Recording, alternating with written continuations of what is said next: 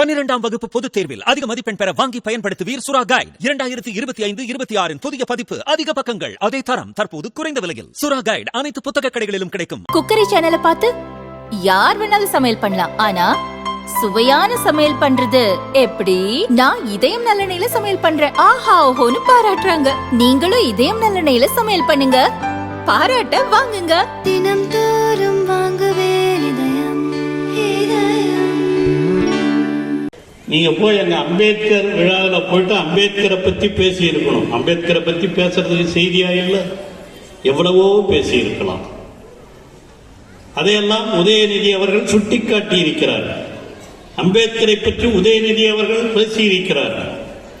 அம்பேத்கர் என்றால் அம்பேத்கருடைய அரசியலமைப்பு சட்டத்திலே அவர் என்ன பாடுபட்டார், எதை எதை செய்ய நினைத்தார் என்பதையெல்லாம் பேசியிருந்தால் நீங்கள் ஒரு பொலிட்டிக்கல் சயின்ஸ் ஸ்டூடெண்ட். ஆனால் அதை பற்றியெல்லாம் எதையும் தொடாமல் தமிழ்நாட்டிலே மன்னர் ஆட்சி நடக்கிறதா, வாரிசு ஆட்சி நடக்கிறதா? நீ யாருப்பா? லாட்டரி சீட்டு நடத்தணும் வாரிசாக இருந்து கொண்டு நீங்க லாட்டரி சீட்டு வியாபாரம் செய்து கொண்டிருக்கிற நீ எல்லாம் இந்த கழகத்தை பார்த்து, உதயாவை பார்த்து வாரிசு என்று சொல்வதற்கு உனக்கு என்ன தகுதி இருக்கிறது? தளபதி அவர்கள் இளமை பருவத்திலிருந்தே, நம்முடைய தளபதி மு.க. ஸ்டாலின் அவர்கள் சிறு வயதிலேயே பள்ளியிலே படிக்கிற பொழுதே இளைஞர் திமுக என்பதை உருவாக்கி அம்பேத்கர், பெரியார், அண்ணா கொள்கைகளை பரப்பியவர் நம்முடைய தளபதி அவர்கள். அந்த தளபதியினுடைய பிள்ளையாக இருக்கிற உதயா அவர்கள், அவரும் அதே போல இளமை பருவத்தில் இருந்தே அவரும் இந்த கொள்கைகளிலே பிடிப்போடு பழகியவர். ஏனென்றால் நான் 89 அமைச்சராக வந்ததற்கு பிறகு நான் உதயாவோடு, அது சிறு பிள்ளையாக இருக்கிற பொழுதே உதயாவோடு பழகியவன் நான். என்னுடைய மகனும் கௌதம சிகாமணி, உதயநிதி அவர்களெல்லாம் ஒன்றாக விளையாடி ஒன்றாக இருந்தவர்கள், ஒரே கொள்கை பிடிப்பு உடையவர்கள். அப்பொழுது இருந்த சின்ன வயசிலிருந்தே அப்பா அவர்களெல்லாம் படிக்கிற காலத்திலிருந்தே பெரியார், அண்ணா, அம்பேத்கர், கலைஞர் ஆகியோருடைய வழியிலே வந்தவர்கள். ஆனா நீங்க எதுல இருந்து வந்தவங்கன்னு உங்களுக்கே தெரியும். நீங்க போய் இதெல்லாம் பேசலாமா? அதுவும் யாருடைய கட்சி அது?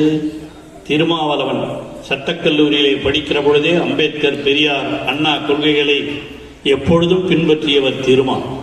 அந்த திருமாவினுடைய இயக்கம், அவர் மிகப்பெரிய, உண்மையிலேயே எனக்கு நண்பர், மிகப்பெரிய, உண்மையிலேயே பாராட்டத்தக்க ஒரு கொள்கையாளர்.